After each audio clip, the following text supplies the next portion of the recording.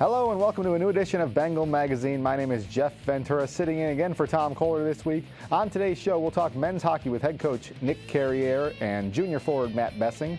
Then we'll go to women's hockey with head coach Robert Burke and senior forward Christine Williams. In our final segment, we'll talk track and field for the first time this year with head coach Eugene Lewis and a junior sprinter, Sasha Henry. When we come back, we'll talk men's hockey with Nick Carriere.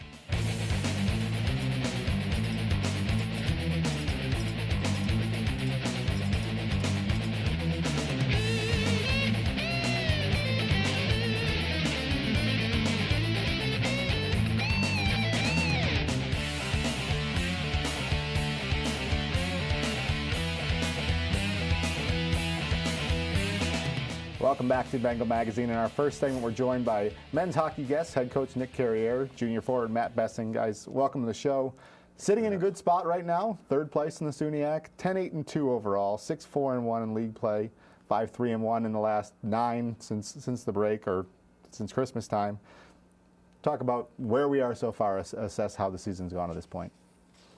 I think our team would be in agreement. We're up and down. We've been up and down. We've had some great wins against some good teams, some nationally ranked teams, and then we've had some letdowns against some teams that we felt that we could have had some better efforts. And just talking about our effort and kind of how we came out. So that's really kind of where we're at. I think it's been a little bit of a struggle for us to find that consistency of effort and execution. You look at the schedule, and it's kind of been an every other game sort of situation the last few.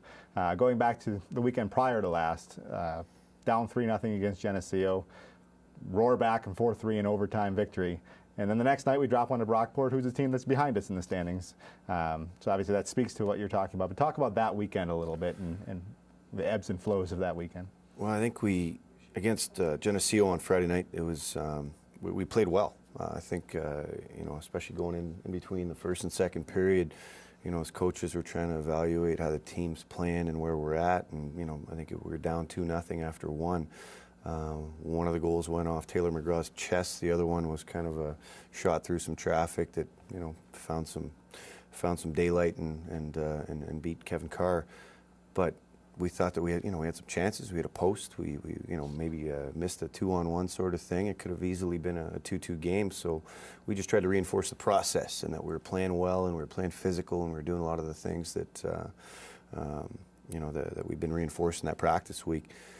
And then it just kind of got going. It was point shot tip. I think we had 3 goals off of point shots and then another good execution on a rush, and that was that. But it was an exciting game to be able to come back and battle back. Talking about exciting games, this past Saturday night, our only game of the weekend, a 12-3 victory over Morrisville, a fight in the game, a handful of penalty minutes to talk about. Talk about that type of a game where we scored 3 goals in the first 3 minutes, I think 5 in the first 4 minutes of the second period. What does a win like that do for the team? Is it productive or could it be counterproductive? Well, I think as a former hockey player, you know kind of where it does turn into point night a little bit, but I think that the main thing for us was keeping our discipline, and things were getting a little bit out of hand at some different times throughout the game. Could have been easy for us to go tit for tat and get our pound of flesh, so to speak. We chose not to for the most part. But our team, our guys know that we want to protect our teammates and stick up for each other. And when our goaltender was ran intentionally from our perspective, I think if a fight happens there, that's something that we're okay with, because that's the way we want to make sure that we're taking care and sticking up for our teammates when they're put in some dangerous situations. And really it was, I thought our guys did, like I said earlier, just discipline. Our guys really took care of staying away from a lot of the stuff. I think they took 114 minutes of penalties. 114 to 33, and 25 of ours were in that one instant that you mentioned where we were saber-like and standing up for our goaltender. Joined by Matt Bessing, a transfer from Plattsburgh this year, 4 goals, 8 assists. Really coming on as of late. Just talk about your season so far and fitting in with the new team. I'm fit. I feel I fit in great. I'm good friends with all the guys on the team. It's a lot of fun to be around them. My season started off pretty slow, which was really frustrating for me. I'm used to helping out the team, contributing a lot, and I feel like as of late, I'm starting to create more, get more chances. I was able to get 2 on Saturday, but they're both 5-on-3 goals. They still count, right? Yeah, I'll take them the way they're coming this year, and hopefully I can start heating up here down the stretch. Talk about your decision to transfer a little bit from Plattsburgh, a Buffalo native, Elma and Cheektowaga High School. Just talk about what went into the decision and why Buffalo State was the right fit for you now. Well, I thought about it after my freshman year, and I didn't get a ton of playing time my freshman year, but then towards the end of my freshman year, I started played in the playoffs and everything, and I was thinking, it'd be the same there in my sophomore year, and once again, I started the year, I was in and out of the lineup, and then, it got real frustrating, and then towards the end of last year, I didn't play like the last 5 games in playoffs, so that definitely contributed to my transfer. Well, glad to have you here. Looking ahead for this team, North Country trip this weekend, Potsdam Friday night, Plattsburgh Saturday night. Some big games. Plattsburgh, a national power who we've beaten 3 times in a row. And then Potsdam, a team that's lower in the standings but beat us the first time around. Talk about the games this weekend. Our focus has just been on Potsdam. We overlooked them last time we played them at home. They came in, and our effort wasn't where it needed to be. So our focus is taking care of business on Friday night against a dangerous Potsdam team. That's they were, I think, 3-3 with Plattsburgh last weekend. Until the latter parts of the third period. So they're a good college hockey team, and they resemble our squad from last year, where they have a lot of young guys that are just going and believing. So I think that's a scary team to play against. But as long as we take care of the things we need to, I think we'll be in good shape on Friday night. And this young man's been going and been leading for us, and that's he talked about he struggled early on. Well, he's really found his game, and he's playing in the middle now. Which is a nice little change for him, and I think he's around the puck a little bit more and getting some more opportunity. Pretend coach isn't listening. I know he doesn't want to look past Friday night, but Saturday night's got to have a little bit more meaning to you going back to Plattsburgh playing your old teammates. Yeah, I'm definitely excited to get back there.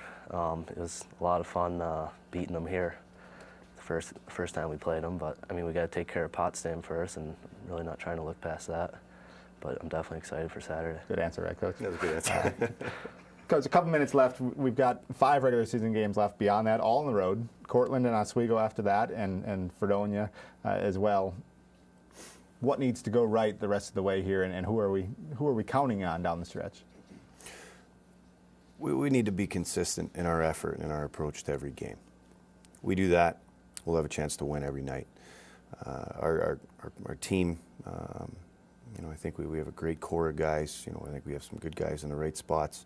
I think Kevin Carr needs to continue to get his game where it needs to be, especially towards the end of the season. He's proven he's one of the best goaltenders in the SUNY, and we need him to continue to battle the way he's been battling. We need our veteran guys to step up. Matt's been doing that, all on his own with his effort. James Durham, our captain, is a big piece of what we do. Having Trevor McKinney and Justin Nee continue to produce the way they're produced and continue to push the pace. Andrew Klins's been on fire this year, so his speed and his the energy level that he plays with, and on the back end, our defensive core, the simplicity and just the way that they move pucks and the way they got to continue to play, just reinforce the simple game that we want to play. I think we'll be in good shape. Every game's going to be a bloodbath from now on.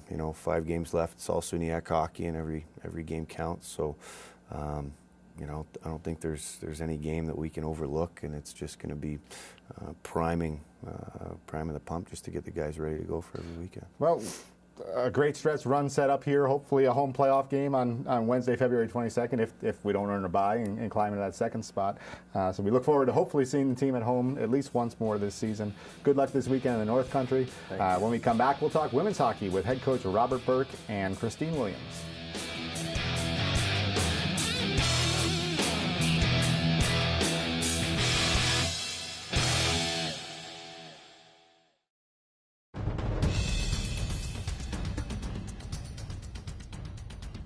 Welcome back. We're staying on the ice in this segment with women's hockey coach Rob Burke and junior forward Christine Williams.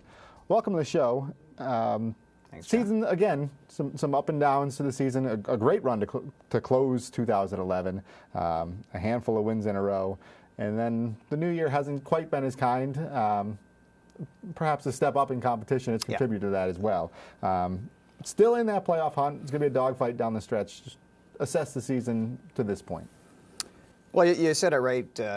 You know, the closeout right after Thanksgiving, the Plattsburgh weekend on the road, and then the 2 at Plymouth State, and the 3rd game that weekend against Castleton State. 5 good hockey games. We lost at Plattsburgh. We came back from a 3-0 deficit on day 2 to make it a 3-2 game. Really won that 3rd period 2-0 against a team at the time that was probably 6th in the country or 8th, I forget which, but top 10 anyway, Jeff. And then second semester we knew it was going to be a more difficult schedule. Really, you know, on paper, there's only one weekend we're favored, and that's the Cortland weekend. Every other opponent is ranked higher than us in the standings and last year's final polls and the whole bit. So it's a tough semester, but the kids are resilient and they're doing real well. One of the kids who's doing real well is sitting next to you, a senior forward, Christine. 13 goals, 20 points, moved into 3rd all-time on the school scoring list, and 2nd is well within striking distance. Tied for 2nd in the nation with 5 game-winning goals as well. I don't know if I want to call it a breakthrough year because you've established yourself as a scorer in the past, but what's different about this season where the puck just seems to be going in for you? I think a lot of it is being in the right spot and my line mates finding me. I'm playing with a great line this year, so I don't know. Has your line stayed together, and who have you been playing with? I've been playing with Bree Murphy and Jenna Minnick, and Jenna's a freshman, and she just plays great with me and Bree this season. And me and Bree played together last season, but I mean, we even played together good last season, but this season we were really finding each other on the ice. I don't know if it's from comfort, just from a fan's perspective. When that line's out there, you notice a difference just in the speed of the game. All 3 of you can get up and down the ice pretty quickly. Rob, talk about that line's success this season. Well, you know, we've talked about before that you know, Jenna fit right in, even though she's a freshman, and we don't judge whether you're a freshman, senior, or anywhere in between. We're just looking for the right fit, try to find the right chemistry on each line.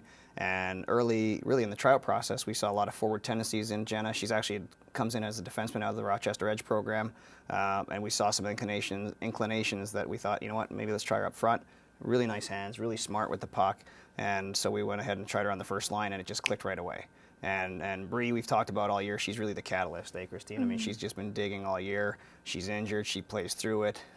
You'd never know she's injured, and just one of those things where, like Christine said, Bree and Christine have played together before on and off through Christine's time with Bree, and for some reason Jenna might be, we don't want to give her the magic mix, but the 3 of them are just on fire. It's great to watch. In addition to being quick, they're a rambunctious group as well. I watched highlights of the RIT game, and the announcer commented, "Look at those girls celebrate." He said. Rob, the roster, I think we talked about it early in the season, but this is the first time going through a season with a smaller roster. Right. That was by design, right. with 13 skaters on the team right now. Talk a little bit about the pluses and if there are minuses to having the smaller roster. 14 officially right now, though. Mel White's out for the season with a hip injury, unfortunately. Some nerve damage there, and we just found that out yesterday. But like you say, it was by choice. We want to go with a less is more attitude coming to this year, so it was about quality, not quantity. I want to get the Christines and the Brees on the ice as much as possible. I trusted that they could do it from a conditioning point of view, and obviously skill-wise, that was a no-brainer. And last year, after having 24 in the postseason, I just started thinking, you know, to have these guys on every 4th shift as forwards just wasn't working for me. And so really, I think Christine would probably say the same thing, having that every 3rd shift opportunity and sometimes every 2nd shift if we're short a player, really has kept them in the game. They've been more just really right on the edge of the game every shift, eh, Christine? I said off camera, my men's league team, I run the team, make sure we have less than 10 every game so that I'm on the ice as much as possible. Sounds like a challenge here. From a player's perspective, talk about what it's like to be out there really almost every other shift. Yeah, I mean, it's a lot of playing time. No one can complain about that. And I think it demands more of ourselves. And we know we have to practice hard, because if we're not practicing hard, we're not going to be able to play hard.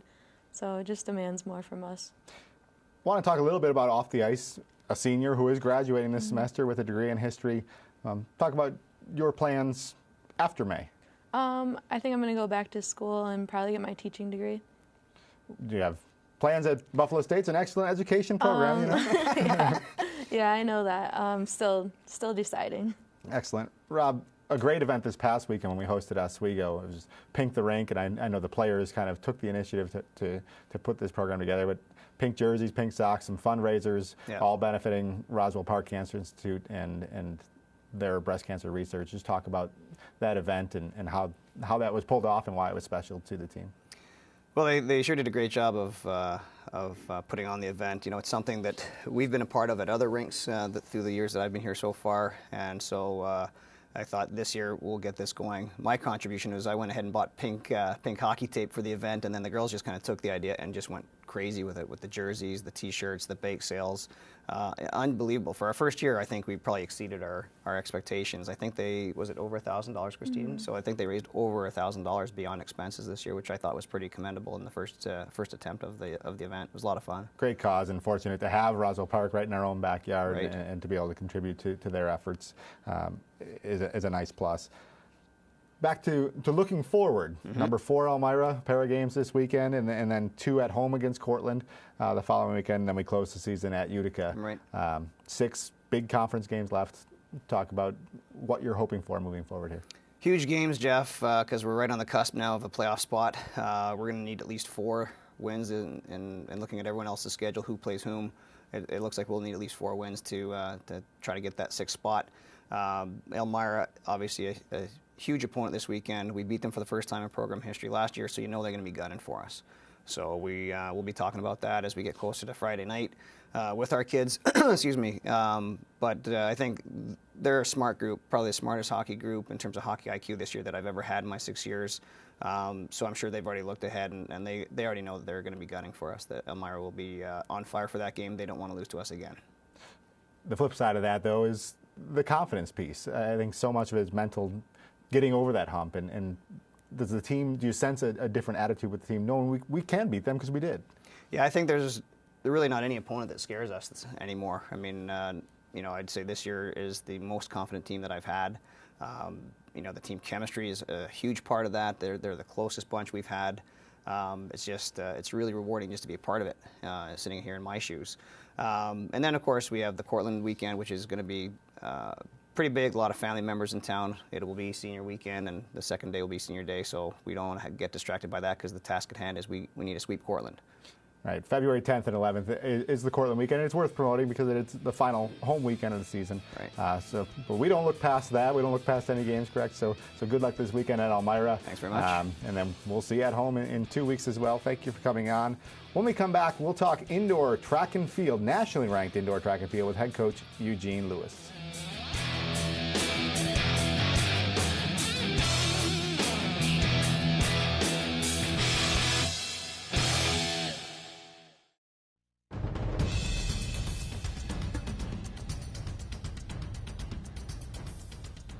Welcome back to Bengal Magazine. Our final segment today, we talk track and field for the first time this season. Welcome to the show, guys. And Coach, 3 meets into the season. Women's team ranked top 25 in the country. Men's team probably on the cusp of a national ranking with several individuals in position right now to go to the NCAA championships. Just talk about our season, 3 meets in, and what you've seen so far. Well, I mean, we've had a tremendous amount of success with some of the individuals who, when they were recruited and even through, their first year or 2 here at Buffalo State, we perceived as being national caliber individuals.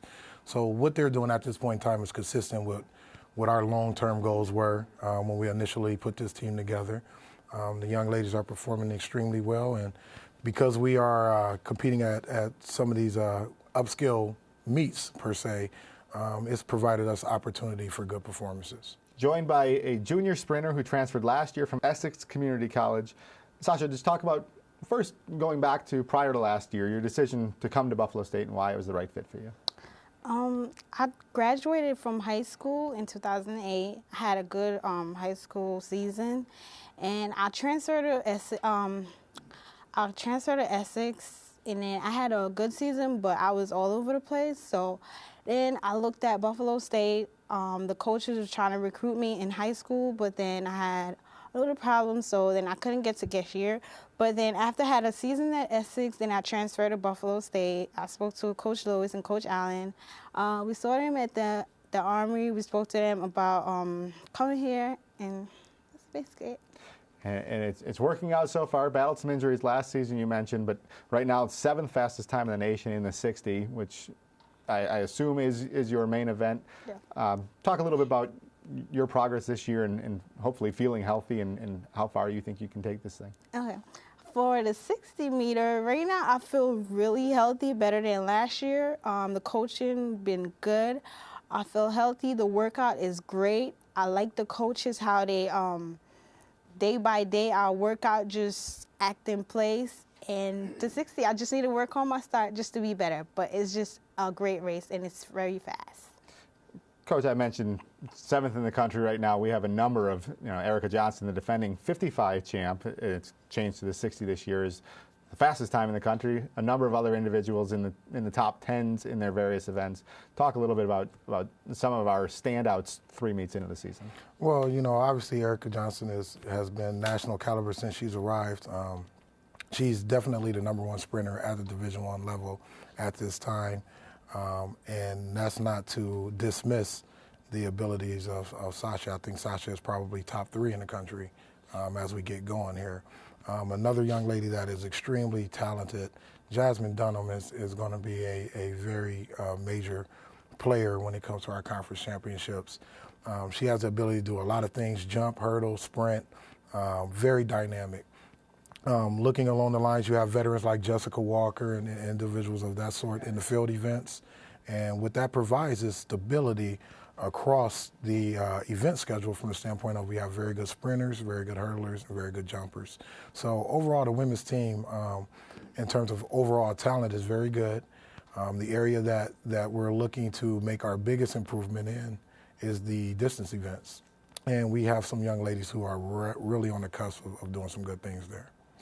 Without a substantial distance program, we're 3-time defending SUNY champs, so I'm sure our opponents shudder to hear us talk about building that distance program, and like you said, there's some evidence that program has really made leaps and bounds this year. 3-time defending champs. SUNY is still a few weeks away, 3 meets before that. Again, some attractive destinations. Mount Union this weekend, followed by Boston University, which is a very prestigious meet, and then Cornell University. What do you hope to accomplish or see unfold in the next 3 weeks as you gear up for the SUNY Championship? Well, what we're really looking to do, again, when you mentioned 3-time champions, that has been the #1 goal since I've arrived here, is to be successful in our SUNY conference. Along with our administration here, I think, Coach Boyes or Director Boyes has done a good job of establishing the benchmark there in terms of overall success or desired success for our programs.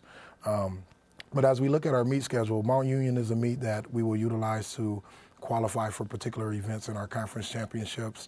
We are really looking to utilize Boston and Cornell because of the competition level to put ourselves in position for national qualifiers. Part of the reason for going to those meets is, again, when you're ranked very high at the Division III level, it's pretty hard to get the competition that you need in certain events, so we have to kind of work with the Division Is. Just a couple minutes left. Sasha, I do want to talk. Coach said top 3 in the country. Do you have goals for yourself for conference meet and championship, or is it one race at a time for you? Well, I have goals. I'm a part of the 4x2 and 4x4. Our team been good so far. We only ran one 4x4 so far. So I have big goals to be a national champion in the 60s. So hopefully, and I train with Erica Johnson. She's #1, so hopefully I could get my starts and everything right, so I could do that. Coach, she talks national championship again. 3 national champions last year. What does that mean to the program, just as quickly as you can sum it up, to have the program put on that national spotlight like it has? Well, the big thing, unlike some of the other sports, football and basketball, there's a clear difference between Division I athletes and Division III athletes. In terms of height, size, and so on and so forth. In track and field, that line is somewhat blurred. And our kids realize that you can be extremely gifted and extremely talented and also have a lot of success at this level with the proper coaching and dedication. So what it says for our program is that kids are being coached correctly, the talent level is here, and the coaching expertise is here. And I think that bodes well for the future. it's clearly paid off, and best of luck as we head into SUNYACs this year. That'll do it for this edition of Bengal Magazine. Thanks as always to our staff down here in Instructional Resources for a top-notch program. We'll see you again on Bengal Magazine in 2 weeks.